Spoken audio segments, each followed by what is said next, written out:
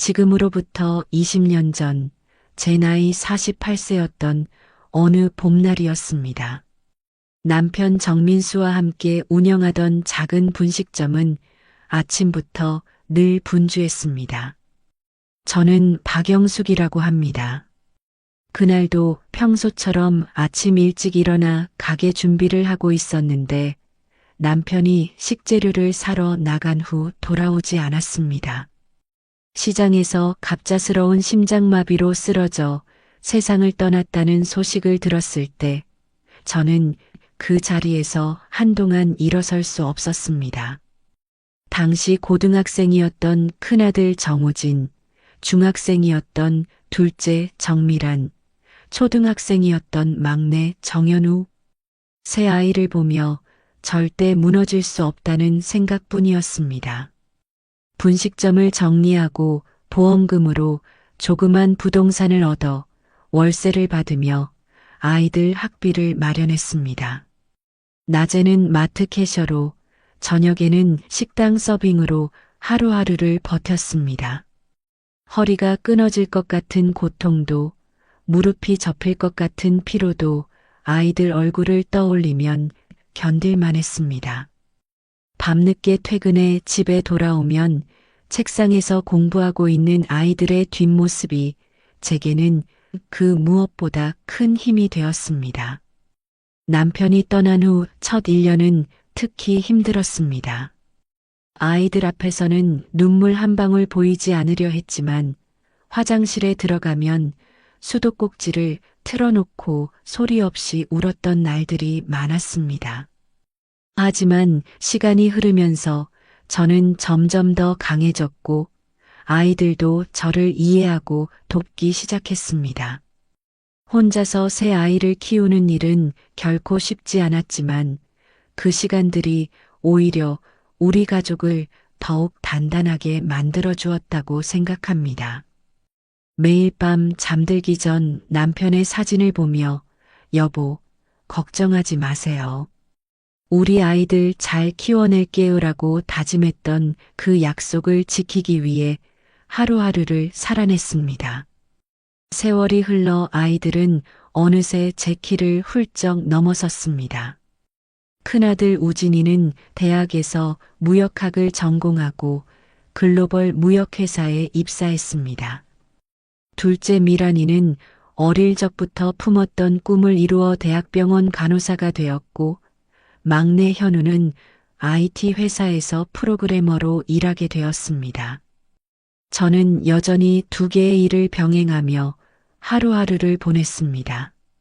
마트에서 일하는 동안 받은 월급과 작은 부동산의 월세 수입으로 비상금을 모았습니다.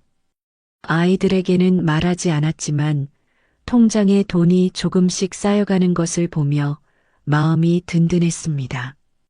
이 돈은 제 노후를 위한 것이기도 했지만 혹시라도 아이들에게 어려운 일이 생길 때 도움이 되길 바라는 마음도 있었습니다. 우진이가 무역회사 동료와 먼저 결혼식을 올렸고 그 이듬해에는 미란이가 의사인 남편을 만나 가정을 꾸렸습니다. 막내 현우도 회사에서 만난 여자친구와 백년가약을 맺었죠. 주말이면 손주들의 제잘거림으로 집안이 시끌벅적해졌습니다. 은퇴를 준비하면서 저는 더욱 바빠졌습니다. 매주 화요일과 목요일에는 요가 교실에 다녔고 수요일 오후에는 문화센터에서 스마트폰 활용법을 배웠습니다. 토요일 아침이면 동네 친구들과 함께 등산도 다녔습니다. 아이들에게 부담을 주고 싶지 않아 건강관리에도 각별히 신경 썼습니다. 하지만 제가 알지 못하는 사이에 큰 며느리 수진의 마음속에는 작은 오해의 싹이 자라나고 있었습니다. 제 서랍 속 비상금 통장을 우연히 발견한 후로 수진의 표정에는 미묘한 그늘이 드리워지기 시작했습니다. 이것이 앞으로 우리 가족에게 작지 않은 파동을 일으키리라는 것을 그때의 저는 전혀 알지 못했습니다. 제 68번째 생일날이었습니다. 큰 며느리 수진이 아침 일찍 찾아와 생일상을 차려주겠다며 부엌을 들어섰습니다. 평소와 다름없는 일상이었지만 그날의 사건이 우리 가족의 평화를 깨뜨리는 시작이 될 줄은 몰랐습니다. 수지는 그릇을 찾겠다며 제 방 서랍장을 열었습니다. 그 순간 비상금 통장이 발견되었습니다. 통장 속에는 20년 동안 조금씩 모아온 6천만 원이 적혀 있었습니다. 수진의 표정이 굳어졌지만 저는 그 순간의 의미를 알아채지 못했습니다. 일주일 후 우진이 부부가 저녁을 먹자며 찾아왔습니다. 우진은 사업 확장을 위해 대출을 받으려 하는데 보증이 필요하다고 했습니다. 수지는 제가 모아둔 돈으로 사업 자금을 빌려주면 좋겠다는 말을 꺼냈습니다. 하지만 저는 고개를 저을 수밖에 없었습니다. 그동안 모아온 돈은 제 노후를 위한 것이었고 만약의 사태를 대비한 안전장치였습니다. 게다가 우진의 사업은 아직 안정적이지 않았습니다. 제가 거절하자 수진의 얼굴이 붉어졌고 우진은 아무 말 없이 자리를 떴습니다. 그 일이 있고 난 후 우진 부부와의 관계는 급속도로 차가워졌습니다. 주말마다 오던 발걸음이 뜸해졌고 명절에도 형식적인 인사만 나누게 되었습니다. 제 마음은 무거웠지만 그것이 옳은 선택이었다고 믿었습니다. 밤마다 잠 못 이루며 우진 부부의 일을 곱씹었습니다. 때로는 제 선택이 너무 냉정했던 것은 아닌지 후회도 했습니다. 하지만 남편이 떠난 후 혼자서 새 아이를 키우며 느낀 경제적 불안감은 제가 쉽게 비상금을 포기할 수 없게 만들었습니다. 추석을 앞둔 어느 날이었습니다. 막내 며느리 지은이 일찍 찾아와 제사 음식 준비를 도와주었습니다. 아침부터 저녁까지 쉬지 않고 음식을 만들며 구슬땀을 흘리는 모습에 마음이 찡했습니다. 일을 마치고 돌아가는 지은의 손에 감사의 마음을 담아 3만 원을 쥐어주었습니다. 그런데 이 작은 정성이 새로운 갈등의 불씨가 될 줄은 꿈에도 몰랐습니다. 며칠 뒤 수진에게서 전화가 왔습니다. 목소리에 서린 서운함이 고스란히 전해졌습니다. 지은에게만 용돈을 주는 것이 불공평하다는 내용이었습니다. 저는 설명했습니다. 지은이 하루 종일 도와준 것에 대한 감사의 표시였다고. 하지만 수진의 마음에는 이미 차별이라는 상처가 깊게 자리 잡고 있었나 봅니다. 전화 너머로 들려오는 한숨 소리가 제 마음을 무겁게 했습니다. 그날 이후 제사나 명절 준비를 할 때마다 수지는 일부러 바쁘다며 참석하지 않았습니다. 대신 지은이 더 자주 찾아와 집안일을 도왔고 그때마다 저는 감사의 마음을 표현하지 못한 채 안타까운 마음만 커져갔습니다. 명절이면 식구들이 모이지만 식탁 위로 흐르는 어색한 정적이 우리 가족의 모습이 되어버렸습니다. 수지는 필요한 대화만 나눴고 금세 자리를 떴습니다. 그럴 때마다 제 마음 한켠이 무너져 내렸습니다. 가끔은 지은에게 주었던 그 3만 원이 이토록 큰 파장을 일으킬 줄 알았다면 차라리 그냥 말로만 고마움을 전할 걸 하는 후회도 들었습니다. 하지만 진심 어린 감사의 표현이 이렇게 왜곡되어 버린 현실이 더욱 안타까웠습니다. 날이 갈수록 깊어지는 가족 간의 갈등 속에서 유일한 위안은 막내 며느리 지은이었습니다. 지은은 매주 토요일이면 어김없이 찾아와 집안 구석구석을 정리하고 청소했습니다.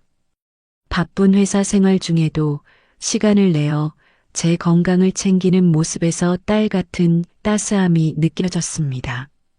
특히 기억에 남는 건 제가 허리 통증으로 힘들어할 때였습니다. 지은은 퇴근 후에도 매일같이 찾아와 파스를 붙여주고 허리 마사지를 해주었습니다. 한의원도 알아보고 직접 예약까지 해주는 세심한 배려는 제 마음을 따뜻하게 데웠습니다. 명절 준비를 할 때면 지은은 전날부터 와서 함께 음식을 만들었습니다. 제가 힘들까봐 무거운 것은 손도 대지 못하게 하고 장 보기부터 설거지까지 도맡아 했습니다. 밤늦게까지 부엌에서 함께 이야기를 나누며 보내는 시간은 제게 큰 위로가 되었습니다. 지은의 남편인 현우도 달라지지 않았습니다. 주말이면 아이들을 데리고 와서 저와 함께 시간을 보냈고 집안일이 있으면 망설임 없이 달려왔습니다. 손주들과 함께 보내는 시간은 제 일상의 가장 큰 기쁨이 되었습니다. 어느 날은 제가 감기로 앓아누웠을 때 지은이 직접 만든 죽을 들고 찾아왔습니다. 바쁜 와중에도 약을 지어왔고 밤늦게까지 곁에서 간호해 주었습니다. 그날 밤 지은이 끓여준 대추차의 향기는 지금도 잊을 수 없습니다. 이런 지은의 모습을 보며 때로는 미안한 마음이 들었습니다. 제가 더 잘해주지 못해 항상 받기만 하는 것 같아 마음이 무거웠습니다. 하지만 지은은 오히려 제게 어머님이 계셔서 행복하다는 말을 자주 했고 그럴 때마다 제 눈시울이 뜨거워졌습니다. 지난달의 일입니다. 아침에 일어났는데 갑자기 극심한 복통이 찾아왔습니다. 혼자 움직이기도 힘들어 누군가의 도움이 절실했습니다. 평소 같았으면 참고 견뎠겠지만 이번에는 통증이 너무 심했습니다. 먼저 큰며느리 수진에게 전화를 걸었습니다. 첫 통화는 받지 않았고 두 번째 전화에서야 겨우 연결이 되었습니다. 수진은 회사에서 중요한 회의가 있다며 바로 전화를 끊었습니다.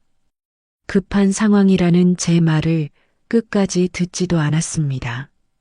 떨리는 손으로 지은에게 전화를 걸었습니다. 지은은 제 목소리가 평소와 다르다는 것을 단번에 알아챘습니다.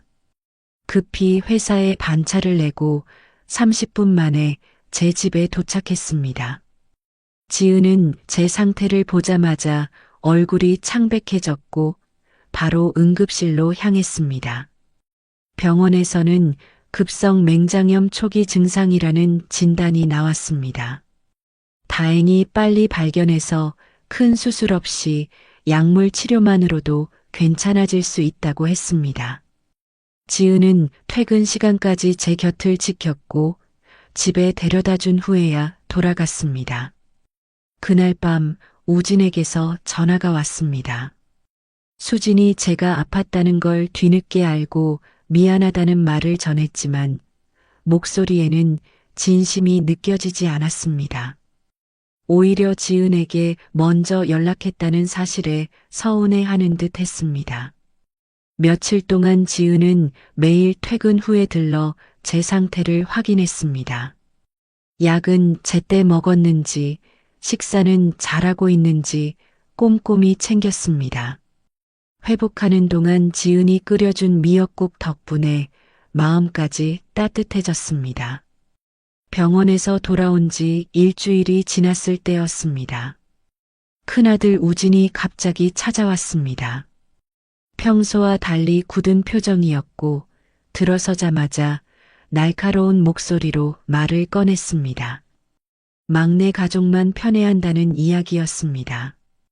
우진은 제가 아플 때 수진이 아닌 지은에게 먼저 연락한 것, 지은에게만 용돈을 주는 것, 지은 가족과만 자주 연락하고 만난다는 것까지 모든 것을 불만으로 쏟아냈습니다. 오랫동안 쌓아두었던 이야기를 터뜨리듯 연거푸 말을 이어갔습니다. 저는 설명하려 했습니다. 수진에게 먼저 연락했다는 것, 용돈은 도움을 준 것에 대한 감사였다는 것, 만남은 서로의 마음이 만들어낸 자연스러운 결과라는 것을. 하지만 우진의 귀에는 들리지 않는 듯 했습니다. 그날 이후 우진 가족과의 거리는 더욱 멀어졌습니다. 주말에 오던 발걸음이 완전히 끊겼고 전화도 받지 않았습니다. 명절에 형식적으로 인사만 하고 돌아가는 모습을 보며 제 가슴은 무너져 내렸습니다. 특히 마음 아픈 것은 손주들의 모습이었습니다. 예전에는 할머니 집에 오는 것을 그토록 좋아하던 아이들이 이제는 어색하게 서 있기만 했습니다. 제가 안아주려 해도 엄마 뒤로 숨어버리는 모습에 눈물이 났습니다. 둘째 미란이가 이 상황을 중재하려 했지만 역부족이었습니다. 오히려 미란마저 우진 내외의 냉대를 받게 되었고 결국 가족 모임에서 미란의 모습도 점점 사라져갔습니다. 한 가족이었던 우리가 이렇게 나뉘어 갈 줄은 몰랐습니다. 밤마다 잠을 이루지 못하고 지난 날들을 돌아보게 됩니다. 제 행동이 정말 옳았던 걸까요? 혹시 제가 자식들을 차별한 것은 아닐까요? 이런 생각들이 머릿속을 맴돌며 저를 괴롭힙니다. 우진의 사업 자금 요청을 거절한 것도, 막내 며느리에게만 감사의 표시를 한 것도 모두 당시에는 제가 옳다고 믿었던 선택이었습니다. 하지만 그 선택들이 모여 지금의 상황을 만들었다고 생각하니 가슴이 무거워집니다. 가끔은 남편이 살아있었다면 이런 일이 없었을 거라는 생각도 듭니다. 남편은 늘 가족 간의 분위기를 부드럽게 만드는 재주가 있었습니다. 제게는 그런 능력이 부족했나 봅니다. 혼자서 새 아이를 키우면서 단단해진 제 마음이 오히려 가족을 멀어지게 만든 것은 아닐까요? 비상금을 모으던 그 시절, 저는 늘 불안했습니다. 혹시 아이들에게 무슨 일이 생기면 어쩌나, 제가 아프기라도 하면 누구에게 짐이 될까, 이런 걱정들로 잠 못 이루는 날이 많았습니다. 그래서 더욱 돈을 모았고 그것이 결국 큰 며느리와의 갈등으로 이어졌습니다. 요즘은 매일 밤 일기를 씁니다. 하루 동안 있었던 일들을 적으며 제 행동을 돌아봅니다. 때로는 눈물로 종이를 적시기도 합니다. 일기장에는 자식들에 대한 그리움, 며느리들을 대하는 방식에 대한 후회, 손주들과 함께하지 못하는 시간들에 대한 아쉬움이 가득합니다. 문화센터에서 만난 친구들은 제게 너무 자책하지 말라고 합니다. 하지만 밤마다 떠오르는 우진의 서운한 표정, 수진의 차가워진 눈빛, 그리고 멀어져 가는 손주들의 모습을 생각하면 마음이 무너져 내립니다. 어제는 둘째 미란이가 찾아왔습니다.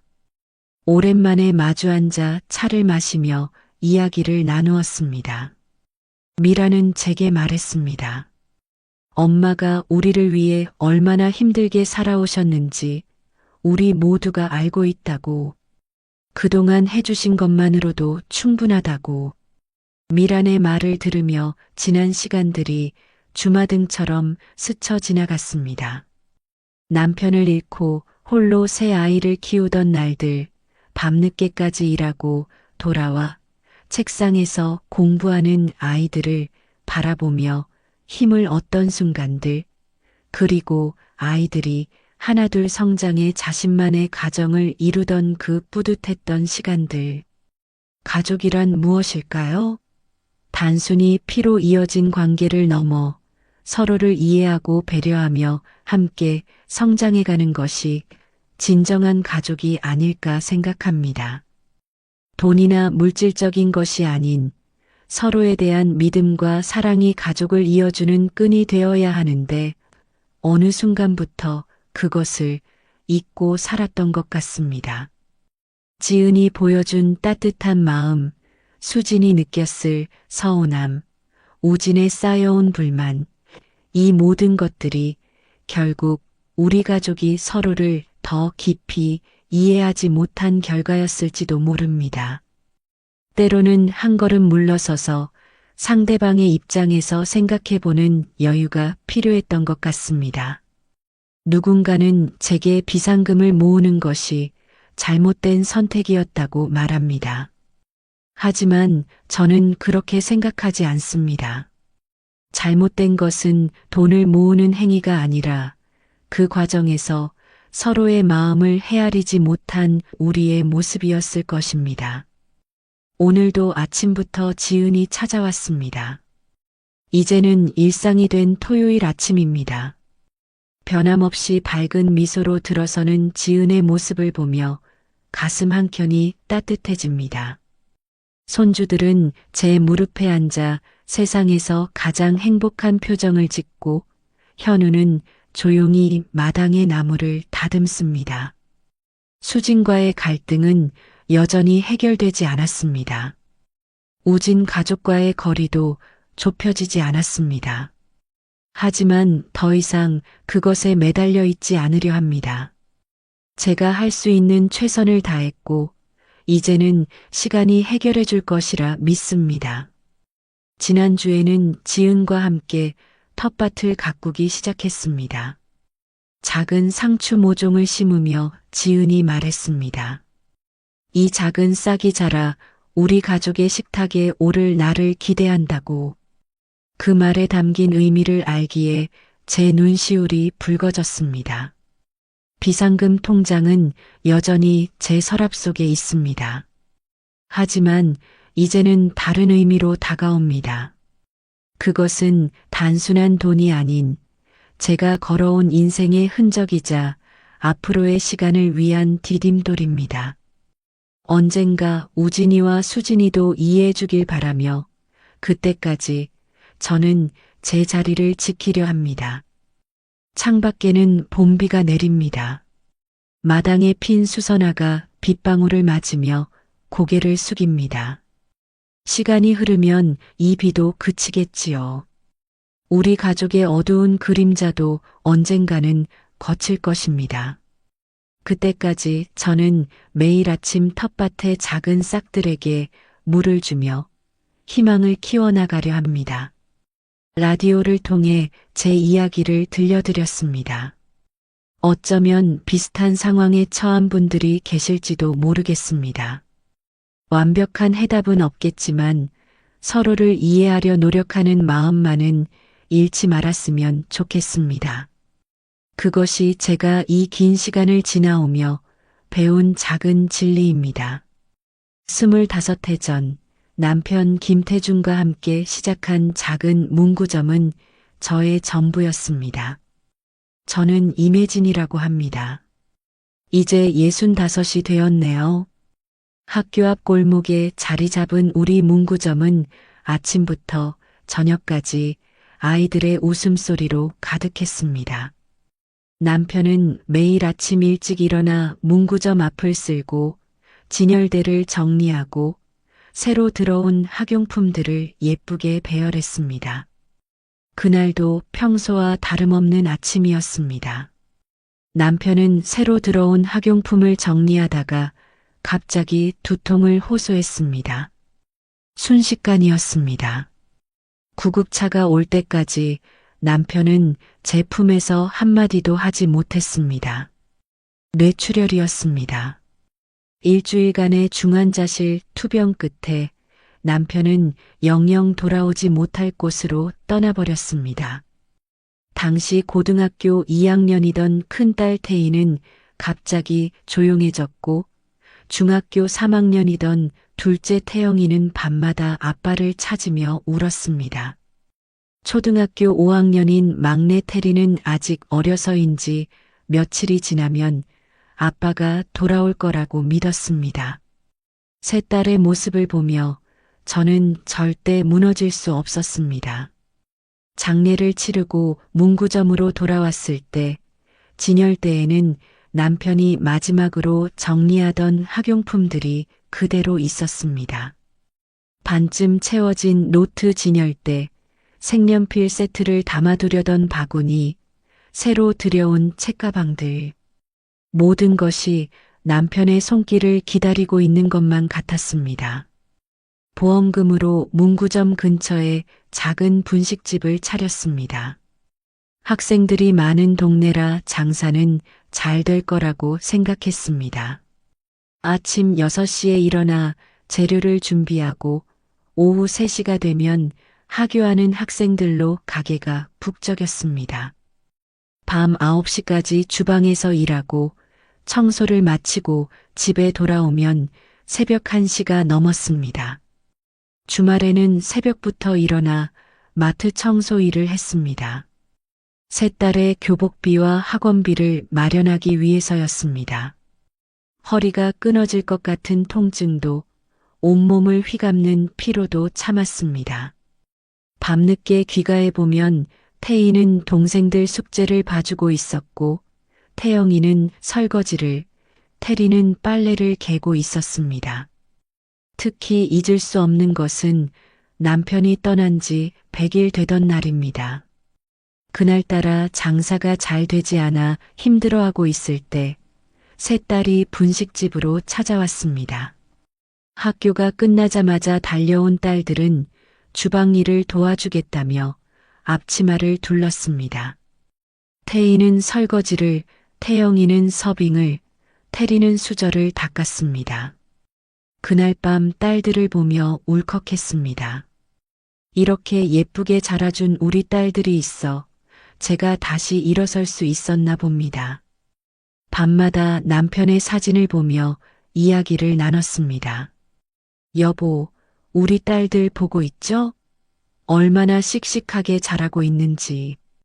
걱정하지 마세요. 제가 우리 딸들 꼭 잘 키워낼게요. 그렇게 하루하루를 버텨냈습니다. 시간이 흘러 분식집은 동네에서 꽤 유명한 가게가 되었습니다. 등교 시간이면 토스트를 사러 오는 학생들로 붐볐고 하교 시간이면 떡볶이와 순대를 먹으러 오는 아이들로 가득했습니다. 저는 그때마다 우리 딸들 나이 또래의 아이들을 보며 더 맛있는 음식을 만들기 위해 노력했습니다. 큰딸 태희는 고등학교를 우수한 성적으로 졸업하고 서울의 명문대 경영학과에 입학했습니다. 등록금을 걱정하는 제게 태희는 장학금을 받을 테니 걱정하지 말라며 오히려 저를 안심시켰습니다. 둘째 태영이는 의대 진학을 목표로 밤늦게까지 공부했고 막내 태리는 미술에 재능을 보여 미술학원을 다니기 시작했습니다. 분식집 일이 바빠질수록 저는 더욱 계획적으로 시간을 관리했습니다. 새벽 4시에 일어나 장을 보고 5시부터 가게 준비를 시작했습니다. 딸들의 도시락은 전날 밤에 미리 준비해 두었고 일주일치 반찬은 일요일 저녁에 한꺼번에 만들어뒀습니다.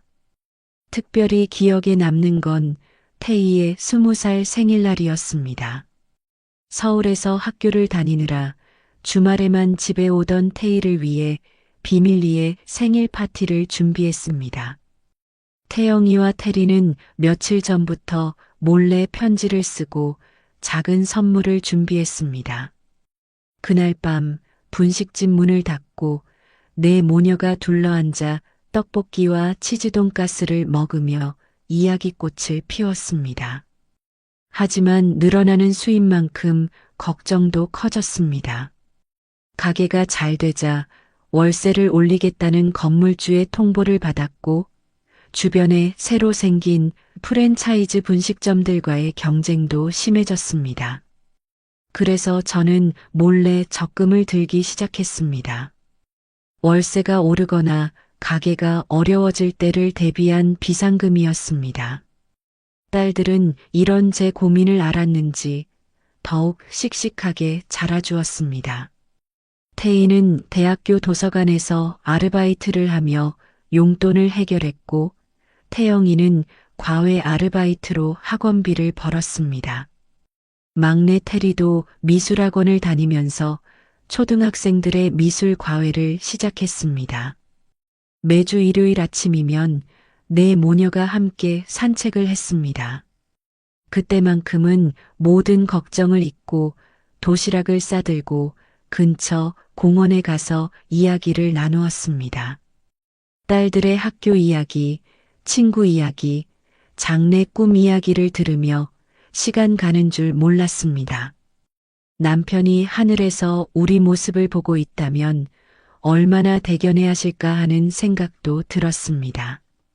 큰딸 태희가 28이 되던 해였습니다.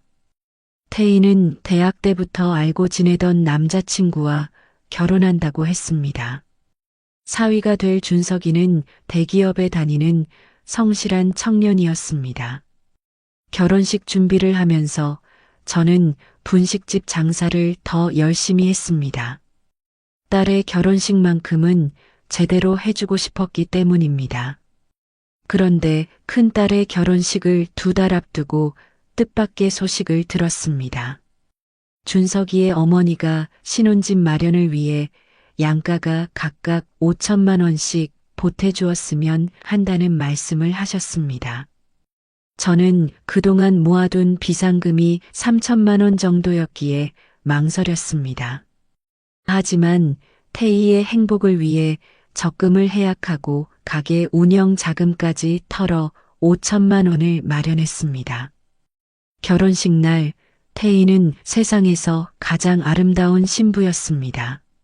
하지만 그날 이후 예상치 못한 일들이 연달아 일어났습니다. 결혼식 비용을 치르고 신혼집 자금을 보태느라 가게 운영이 빠듯해진 상황에서 건물주는 다시 한번 월세 인상을 통보했습니다. 게다가 큰딸 부부의 집들이에 갔다가 우연히 알게 된 사실은 준석이 부모님은 약속했던 5천만 원 대신 3천만 원만 보태주었다는 것이었습니다. 이 사실을 알게 된 둘째 태영이는 준석이 부모님을 찾아가 따지자고 했습니다. 하지만 저는 말렸습니다. 갓 시작한 태희의 결혼 생활이 흔들릴까 두려웠기 때문입니다. 대신 더 늦은 시간까지 가게를 열었고 일요일도 쉬지 않고 장사를 했습니다. 그러던 어느 날 준석이 어머니가 불쑥 분식집을 찾아오셨습니다. 저녁 장사가 끝나갈 무렵이었습니다.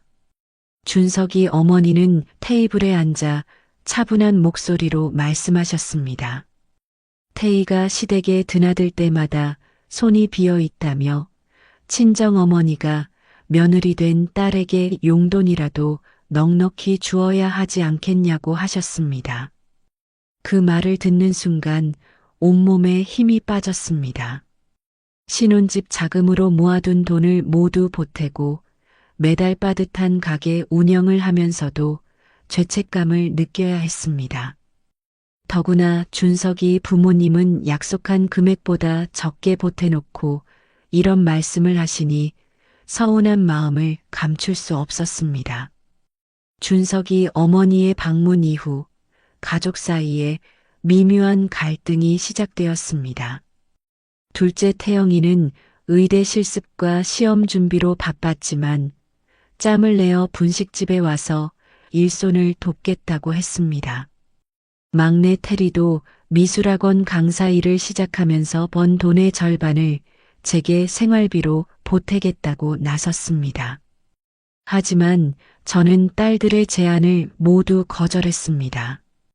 태영이는 의사가 되기 위해 모든 정성을 쏟아야 할 시기였고 테리는 이제 막 자신의 꿈을 향해 첫발을 내딛는 중이었습니다.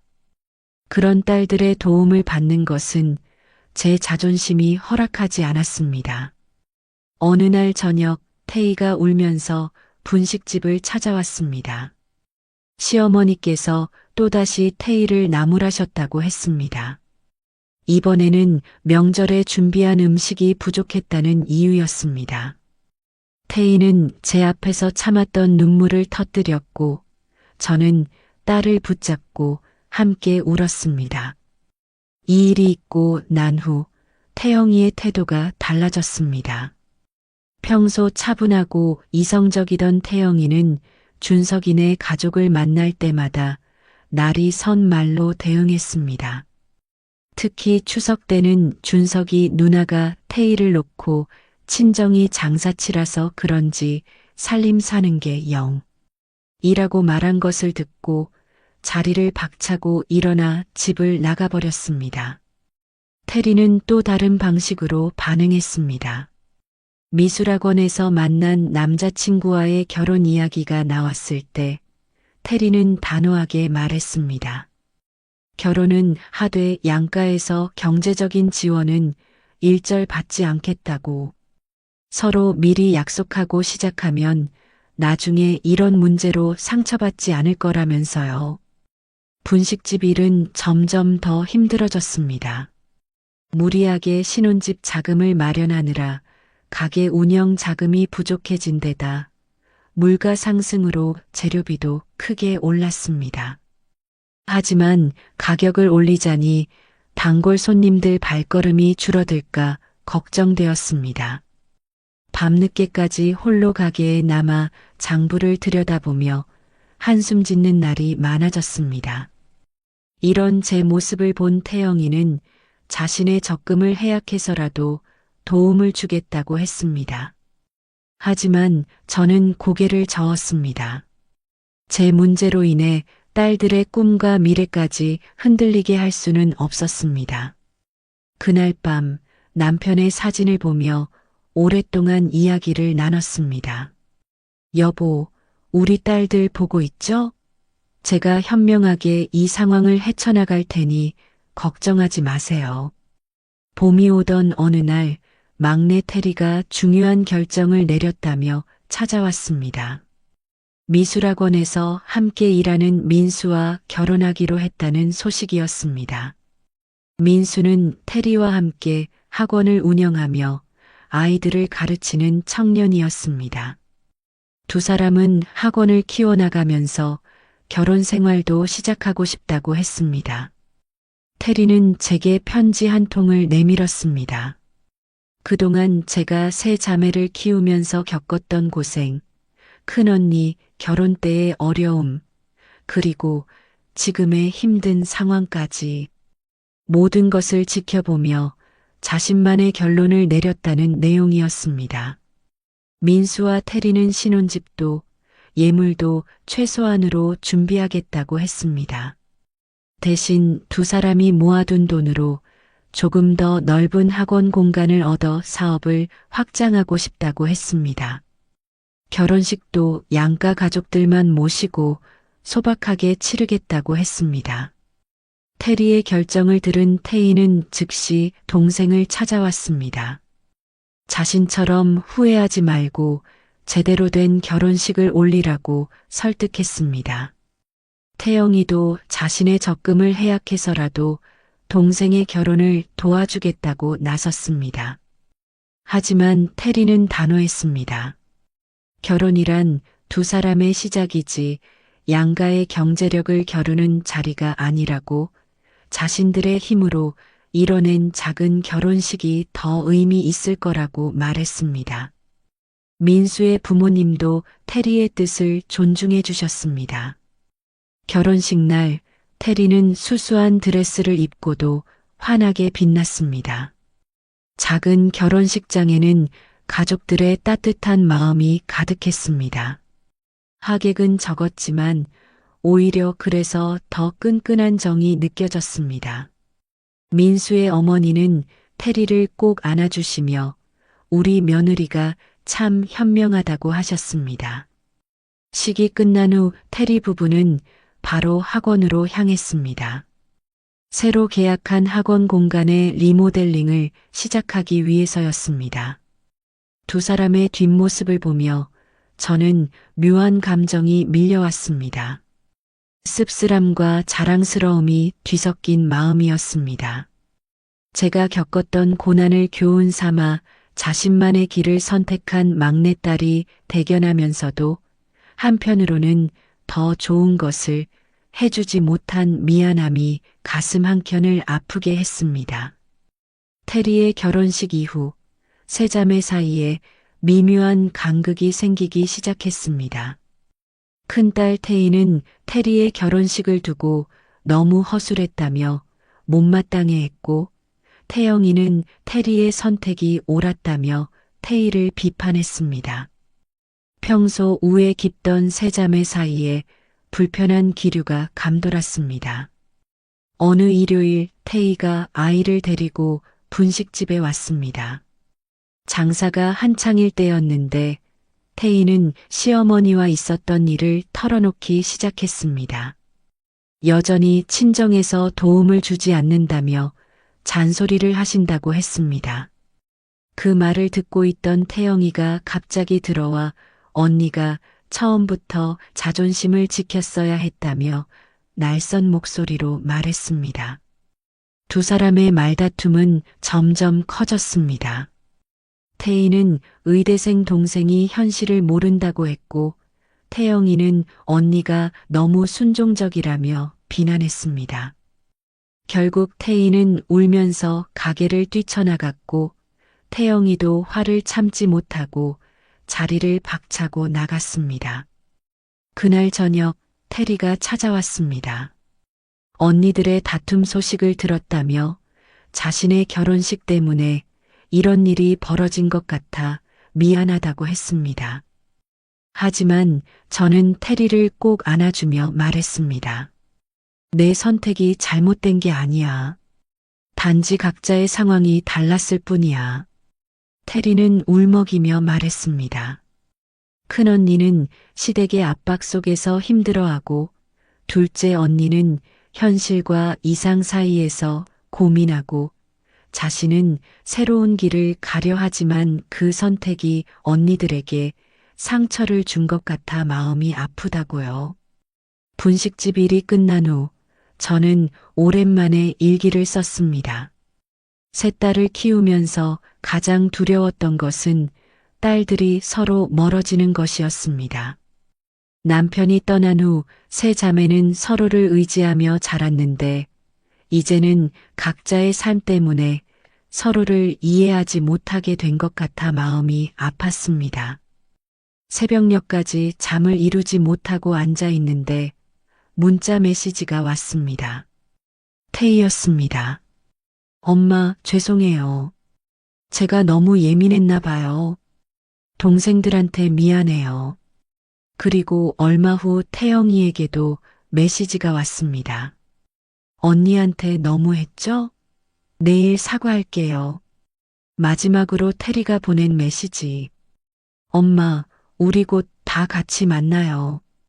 테리가 약속한 화해의 자리는 그들의 어린 시절 추억이 깃든 분식집에서 마련되었습니다. 일요일 저녁 가게 문을 일찍 닫고 네 모녀가 오랜만에 한자리에 모였습니다. 태희는 시댁 눈치를 보며 조심스레 왔고, 태영은 병원 당직을 바꿔가며 시간을 냈습니다. 테리가 직접 만든 떡볶이와 순대를 테이블 위에 올렸습니다. 어릴 적 제가 만들어주던 맛 그대로였습니다. 처음에는 어색한 침묵이 흘렀지만 추억이 담긴 음식을 먹다 보니 자연스레 이야기가 시작되었습니다. 태희가 먼저 입을 열었습니다. 시댁의 압박 속에서 너무 힘들어 동생들에게 투정을 부렸다고, 미안하다고 했습니다. 태영이도 자신의 고집으로 언니를 더 힘들게 했다며 사과했습니다. 테리는 울먹이며 자신의 결혼식이 가족 간의 갈등을 키운 것 같아 마음이 아팠다고 말했습니다. 그런데 갑자기 태희가 놀라운 소식을 전했습니다. 임신 6주차라고 했습니다. 기쁜 소식이었지만 태희의 표정은 밝지 않았습니다. 시어머니께서 출산 후 친정어머니가 산후조리를 해주는 것이 당연하다고 하셨다는 것입니다. 하지만 제가 분식집을 비울 수는 없는 노릇이었습니다. 태영이가 해결책을 제시했습니다. 자신이 의대 실습을 마치면 2달간의 공백이 생기는데 그때 언니의 산후조리를 도와주겠다고 했습니다. 테리도 학원 수업이 없는 오전 시간에 분식집을 도와주겠다고 나섰습니다. 하지만 제 마음은 무거웠습니다. 딸들의 도움으로 위기를 모면할 수는 있겠지만 그것이 과연 옳은 일일까요? 태영이의 귀중한 시간을, 테리의 학원 운영에 필요한 에너지를 제가 받아도 되는 걸까요? 식사를 마치고 딸들이 돌아간 후 홀로 남은 가게에서 오랫동안 생각에 잠겼습니다. 남편의 사진을 보며 물었습니다. 여보, 제가 어떻게 하는 게 좋을까요? 우리 딸들이 서로를 위해주는 마음이 기쁘지만 한편으로는 제가 딸들의 삶을 방해하는 것 같아 마음이 아파요. 밤늦게까지 분식집 장부를 들여다보며 깊은 고민에 빠졌습니다. 20년 넘게 운영해온 이 가게를 정리할 때가 온 걸까요? 월세는 계속 오르는데 매출은 예전만 못했습니다. 프랜차이즈 분식점들이 하나둘 들어서면서 단골 손님들의 발걸음도 줄어들었습니다. 가게를 정리하면 받을 수 있는 권리금으로 작은 원룸이라도 하나 장만할 수 있을 것 같았습니다. 하지만 이곳을 떠나기가 쉽지 않았습니다. 이 가게의 구석구석에는 우리 가족의 추억이 깃들어 있었으니까요. 저기 구석 테이블에서는 태희가 대학 입학 소식을 전해주었고 주방 한켠에서는 태영이가 의대 합격 소식을 알렸습니다. 카운터 앞에서는 테리가 처음으로 그린 그림으로 상을 받았다며 자랑하던 모습이 아직도 선명합니다. 어느 날 밤 오래된 앨범을 펼쳐보았습니다. 가게 오픈 첫날 남편과 함께 찍은 사진이 나왔습니다.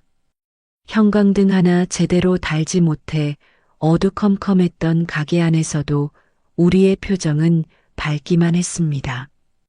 그 옆 페이지에는 세 딸이 교복 입고 찍은 사진들이 차례로 놓여 있었습니다. 문득 태희의 첫 아이가 태어날 것을 생각하니 마음이 복잡해졌습니다. 손주를 제대로 돌보아 주지 못하는 할머니가 될 것 같아 마음이 아팠습니다. 태영이의 귀중한 시간을, 테리의 소중한 시작을 방해하고 싶지 않았습니다. 며칠 밤을 뜬 눈으로 지새우다가 결심했습니다. 분식집을 정리하고 작은 집이라도 얻어 손주를 돌봐주는 것이 제가 할 수 있는 마지막 모성이 아닐까 하고요. 물론 쉽지 않은 결정이었습니다. 하지만 이제는 제 삶만이 아닌 딸들의 새로운 시작을 위해서도 용기 내어 내려야 할 결정이었습니다. 분식집을 정리하기로 한 결정을 딸들에게 알리는 날, 저는 떨리는 마음으로 세 딸을 불렀습니다. 주말 저녁 영업을 마친 후 조용한 가게에서 마주 앉은 네 모녀의 얼굴에는 각기 다른 감정이 어려 있었습니다. 태희는 제 말을 듣자마자 눈물부터 흘렸습니다. 이 가게에서 먹었던 첫 데이트 메뉴부터 결혼식 전날 마지막으로 먹은 떡볶이까지 수많은 추억이 담긴 곳이라며 서럽게 울었습니다. 태영이는 평소와 달리 아무 말도 하지 못한 채 고개를 숙였고 테리는 저를 물끄러미 바라보며 깊은 생각에 잠겼습니다. 침묵이 흐르던 중 태영이가 입을 열었습니다.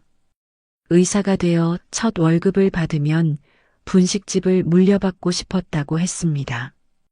바쁜 병원 생활 중에도 주말마다 이곳에서 일하면서 어머니의 레시피를 배우고 싶었다는 말에 저도 모르게 눈물이 흘렀습니다. 테리는 갑자기 자리에서 일어나 주방으로 향했습니다.